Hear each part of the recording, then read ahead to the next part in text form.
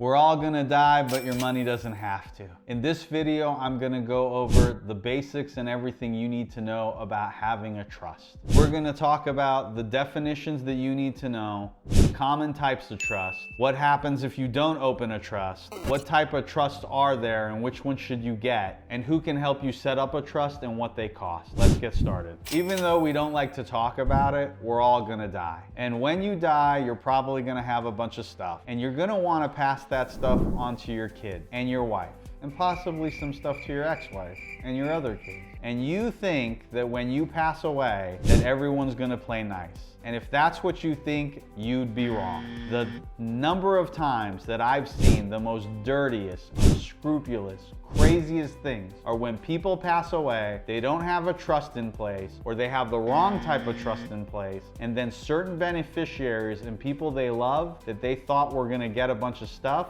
end up not getting it, and there's a bunch of fighting. So what I'm gonna do is go over the things you need to know about trust, so that way that doesn't happen to you. Now, one of the things that people think is that trusts are for the wealthy. And if it was before 1954, you'd be right, because it was very expensive before the 50s to open a trust. And taxes on trusts were really outrageous. But in the 50s, they passed new reform, and after that, people started making trusts all the time. Like everyone I know nowadays is setting up trusts. So I'm gonna tell you what you need to do to get one open for yourself. When you first set up a trust, there's some trust lingo that you need to be aware of. These are terms and definitions that you need to know. You need to know what actually is a trust. You need to know what is a grantor, what is a trustee, what is a beneficiary, and also what is an estate. So those are the things we're gonna cover. A trust is both a legal entity and a contract.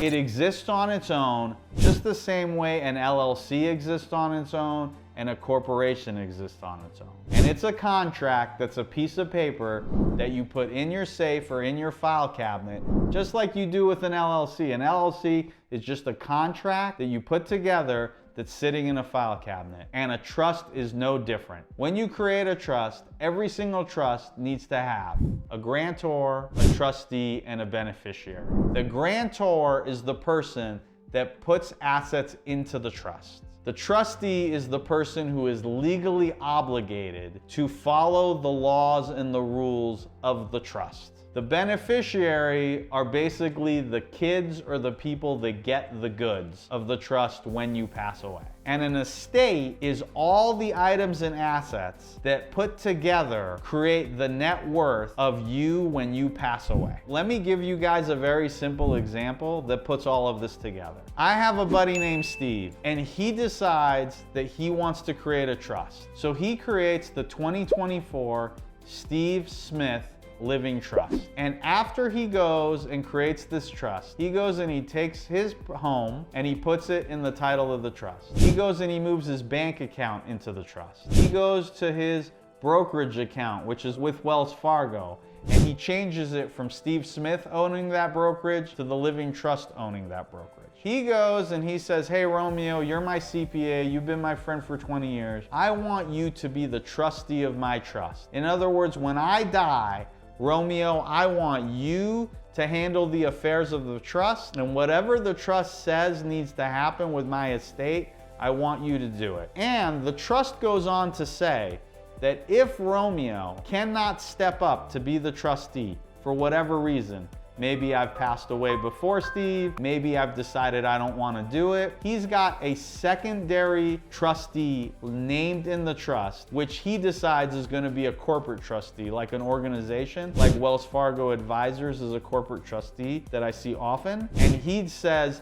in case Romeo, you don't want to be the trustee, we're gonna let Wells Fargo be the corporate trustee. In his trust, he names 3 beneficiaries, which are his 3 children. And he says in the trust that when he passes away, he wants all of his assets sold, and then he wants all the money to be distributed equally among his 3 kids. And that is a very, very simple example of a trust. Steve creates the trust, which is an entity that owns real estate, stocks, and a bank account. The trustee is me. The beneficiary is his kids. The contract says when Steve dies, all the assets are sold and all the money money is split evenly among the kids. Now, what happens if you don't have a trust? One of the most important reasons that you want to have a trust is so that way you avoid something called probate court, or normally it's just referred to as probate. Probate is the governmental process of having a judge preside over all of your things in case you don't have a living trust. And unless you believe that the government is going to make the best decisions regarding your assets and your items, it is highly recommended that you have a trust. Because let's be honest, I don't think that the government is going to be looking out for you. The other thing you have to worry about in probate is who is going to come and lay a claim to your thing. If you have a trust, usually there's something called a pour-over provision that says when you die,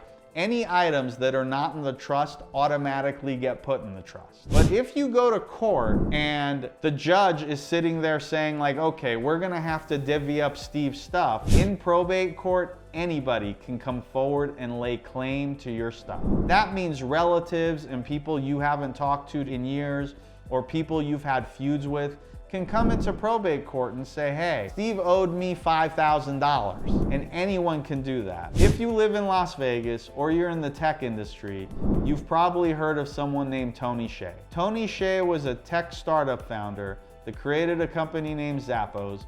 He sold it to Amazon for $1 billion. He had assets all over the place in multiple states. Well, guess what? That guy didn't have a will or a trust. And now all of his assets are going through probate. That probate is gonna go on for years. You can just search Google about what's going on with Tony's estate. Tony Hsieh, just months after his unexpected death and a house fire, a new former friend is now suing. Well, that means that 2 lawsuits now have been filed against Hsieh's estate. Another example I can give you, I have a friend of mine, her father-in-law, he had been remarried for like 20 years and he didn't have a trust. He had a will, but this was a new will compared to an old will. And what happened was he had estranged kids that he hadn't talked to for 20 years. He passes away and he had promised his new wife, you're gonna get the house, you're gonna get everything. Well, as soon as his estranged kids found out he passed away, they immediately filed a bunch of petitions in court saying, oh, we have this old will, and he wasn't of mental capacity when he put together his new will, and his new wife is like a vulture and she just wants to take things from us. And these are kids he hasn't talked to for 20 years. And then they ended up having to go to court, and the new wife ended up losing a part of the estate because he had never put a trust together. Another thing that you need to know about if you're in probate is something called a personal representative. And a personal representative is somebody that is appointed by the court to represent your estate in probate court. And one of the things that people don't know is that a personal representative gets paid a percentage of the estate. I have a friend of mine I've known through high school. His uncle was worth $7 million.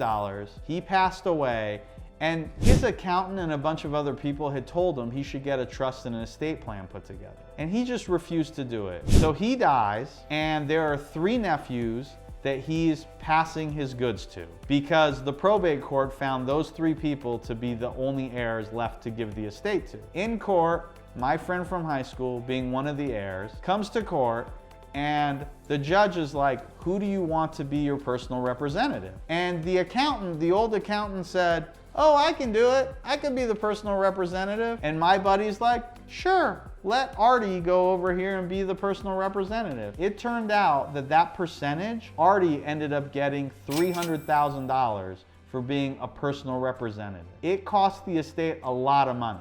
Whereas if he had a trust, he wouldn't have to worry about that and losing all that money to someone he doesn't even know. Now, there are a ton of different types of trusts you can get, but the 2 most common trusts you need to be aware of are revocable trusts and irrevocable trusts. A revocable trust, usually referred to as a living trust, is a trust that you can change and modify as you go on while you're alive. These are the most common trusts everyone has.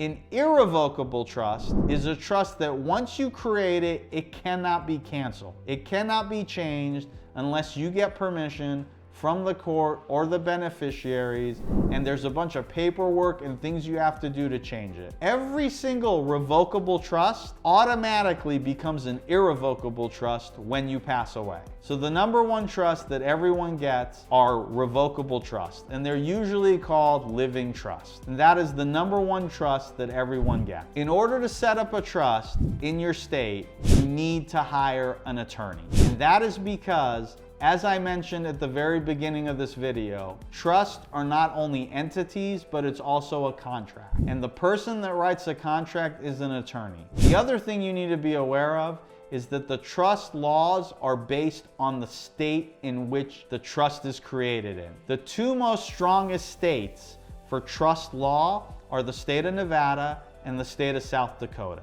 Those are the strongest. But you can't go and create a trust in Texas and say, I'm going to use South Dakota law, because you don't live in South Dakota. Your assets are not in South Dakota. And all of your family and your beneficiaries aren't living in South Dakota. Everything needs to be done in the state in which you're residing, and that's where the trust needs to be formed, and that's where you need to hire your estate planning attorney. The average cost of setting up a trust today in 2024 for a basic living trust will range somewhere between $3,000 on the low end and can go all the way up to tens of thousands of dollars, depending on how complicated things get. So now I've given you the basics of everything you need to know about setting up trust. Everyone I know has trust. My landscaper that has a small landscaping company has a trust. I know teachers that now have trust. If you have any assets at all and you care about where those assets are gonna go,